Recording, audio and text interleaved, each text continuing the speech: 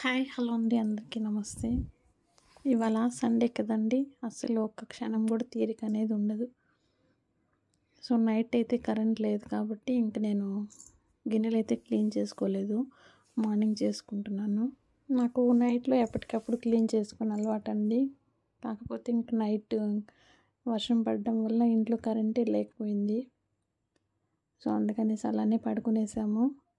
Morning లేచి మొత్తం clean చేసుకున్నాము.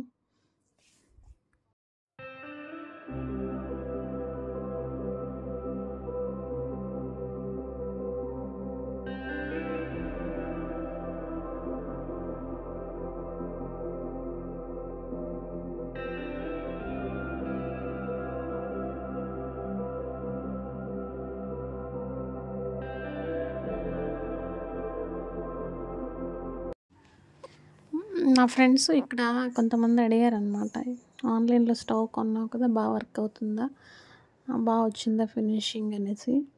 సో బాగా నీట్గా వచ్చిందండి, నాకు నీట్గా కూడా వర్క్ అవుతుంది, ఏం ప్రాబ్లం లేదు, మంచిగా వర్క్ అవుతుంది.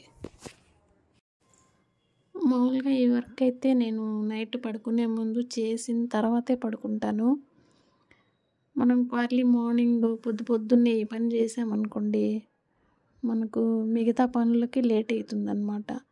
టిఫిన్ టైం లేట్ అవుతుంది, అన్ని పనులు లేట్ అయిపోతాయి. సో అందుకని నేను నైటే క్లీన్ చేసి కిచెన్ మొత్తం వెళ్ళి పడుకునేస్తాను.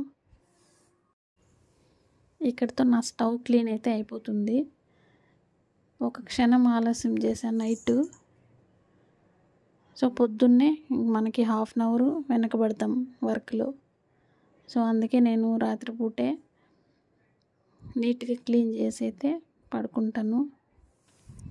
టిఫిన్ పొంగల్ చేద్దాం అనుకుంటున్నా, అందుకోసమని ఇంకా ఇంట్లో మొన్న ఒలుచుకున్న శనగింజలన్నీ అయిపోయాయండి.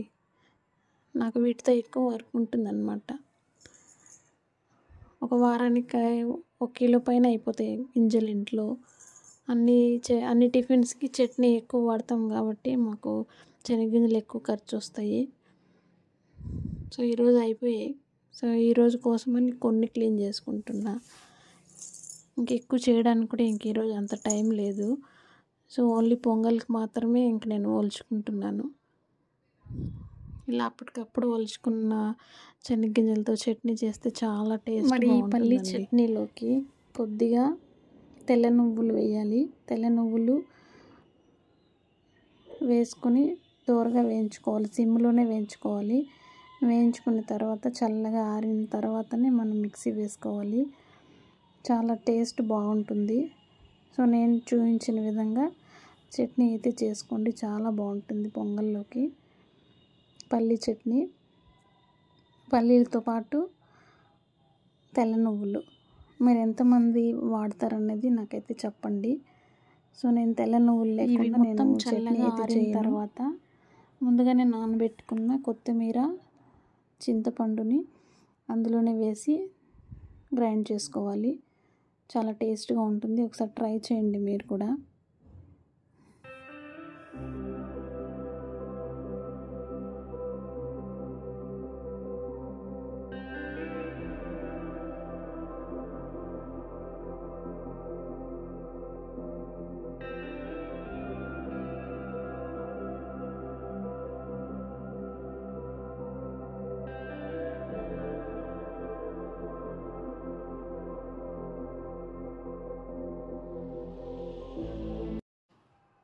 బోర్ దగ్గర నుంచి కరివేపాకు తెప్పించుకున్నాను. కరివేపాకు అయిపోయింది ఇంట్లో, ఇంకా అక్కడ చెట్లు ఉంది కాబట్టి ఇంకా ఫ్రెష్గా తెప్పించుకుంటా. నేను వారానికి ఒకసారి అయితే తెప్పించుకుంటాను.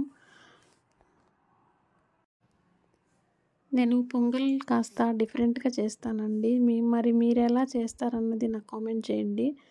సో నేను పొంగల్కి కావాల్సినటువన్నీ నేను ఇక్కడ క్లీన్ చేసుకుంటున్నాను.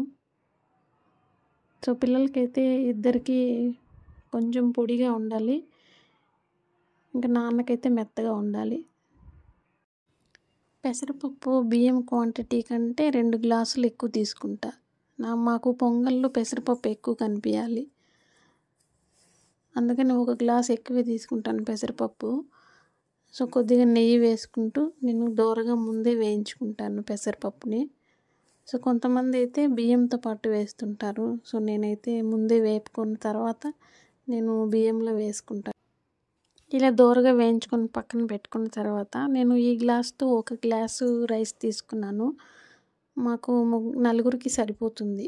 ఈ గ్లాస్ ఎప్పుడు పెట్టుకున్నా ఇది నా క్వాంటిటీ కరెక్ట్గా సరిపోతుందన్నమాట నలుగురికి.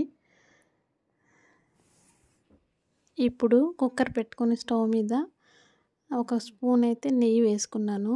నెయ్యితో పాటు 2 టేబుల్ స్పూన్లు ఆయిల్ కూడా వేసుకున్నాను. వేసుకున్న తర్వాత జీలకర్ర, మిరియాలు 1 టేబుల్ స్పూన్ అయితే వేసుకున్నాను. జీలకర్ర ఎక్కువ వేసుకోండి కొద్దిగా, పొంగల్కి ఇంకా అదే కదా మనకు స్పెషల్. సో వీటిని అయితే దోరగా వేయించుకున్నాను. ముందుగా కట్ చేసుకున్న ఉల్లిపాయలు, కరివేపాకు, పచ్చిమిర్చి వాటిని వేసుకొని బాగా గోల్డెన్ కలర్లో వచ్చేంత వరకు బాగా వేపుకోండి.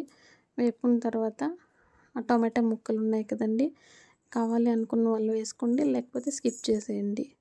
సో మేమైతే మా ఇంట్లో టొమాటోలు కూడా వేస్తాం పొంగల్కి. సో మీ ఇంట్రెస్ట్ బట్టి వేసుకోండి. కాసేపు అయిన తర్వాత ఇప్పుడు మనం ముందే పెసరపప్పును వేసి పక్కన పెట్టుకున్నాం కదండి, వాటిని ఇప్పుడు వేసుకోండి. వేసుకున్న తర్వాత ఒక 2 మినిట్స్ అలా కలుపుతూ ఉండండి. మాడిపోకుండా చూసుకోండి జాగ్రత్తగా. చాలా టేస్ట్గా ఉంటుంది. ఒకసారి మీరు కూడా ట్రై చేయండి. మనకు పూర్తిగా ఈ రంగు అనేది రావాలి. నేను ఇక్కడ చూపిస్తున్నాను కదండి, ఆ కలర్ అయితే రావాలి. ఇప్పుడు మనం వాటర్ తీసుకోవాలి. ఆ వాటర్ చిన్న గ్లాస్తో నేను పెసరపప్పు తీసుకున్నాను. ఏ గ్లాస్తో అయితే పెసరపప్పు తీసుకున్నానో ఆ గ్లాస్తో 4 గ్లాసులు వాటరు, అలాగే రైస్ తీసుకున్న గ్లాస్తో 2 గ్లాసులు వాటర్ అయితే తీసుకున్నాను. ఇప్పుడు మనం ఆ వాటర్ని తీసి మనము పెసరపప్పులో అయితే వేసుకోవాలి.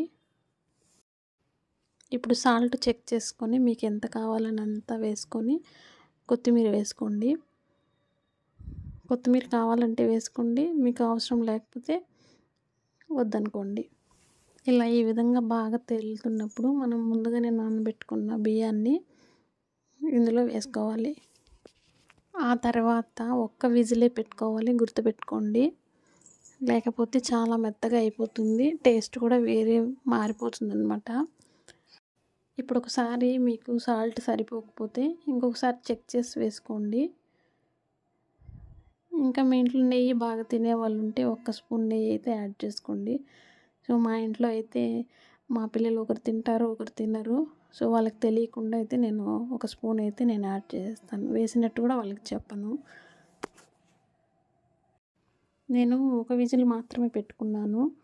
జాగ్రత్తగా చూసుకుంటూ 1 విజిలే చూసుకోండి. సో ఓపెన్ చేసి చూస్తే ఇంక ఈ విధంగా ఉంది. చాలా బాగుంది, పొడి పొడిగా ఉంది, చూస్తుంటే నోరు ఊరుతుందండి. పల్లి చట్నీతో నువ్వులు వేసిన చట్నీ పొంగల్ ఒకసారి ట్రై చేయండి, చాలా బాగుంటుంది. నేనైతే నాన్నకి తీసుకొని పోయిస్తున్నాను.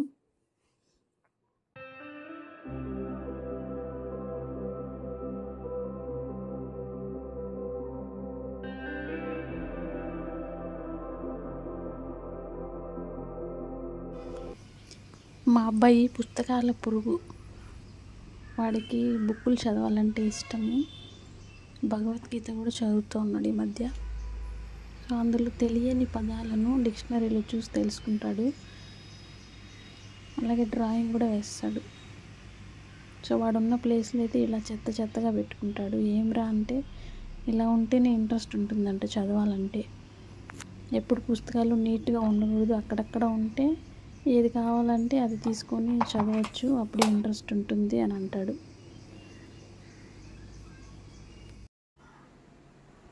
ఇంకా ఇంట్లో హడావుడిగా నేను బోర్ దగ్గరికి రావాల్సి వచ్చింది. సో ట్రాక్టర్ అతను 2 రోజుల నుంచి పిలుస్తున్నాము దున్నడానికి. సో నైట్ వర్షం బాగా పడింది కదా, సో దున్నిద్దాం అనుకున్నాము. సో ఇంకా వాళ్ళు ఫోన్ చేస్తే ఇంకా నేను వచ్చేసాను అన్నమాట. మధ్యలో లేచి బోర్ దగ్గరికి వచ్చాను. ఇది వరకు ముందు ఇందులో మనం రాగులు వేసాము. ఇంతకు ముందు వీడియోలో అయితే ఆ రాగులు అన్నీ కూడా చూపించాను. ఇంట్రెస్ట్ ఉన్న వాళ్ళు చూడండి. సో అదైతే ఇప్పుడు మేము దున్నుతున్నాం. దున్ని నెక్స్ట్ ఏం వేయాలన్నది ఇంకా ఆలోచించలేదు. సో ఏం వేస్తామో అప్పుడు నేను వీడియో ఖచ్చితంగా అయితే నేను మీకు షేర్ చేసుకుంటాను.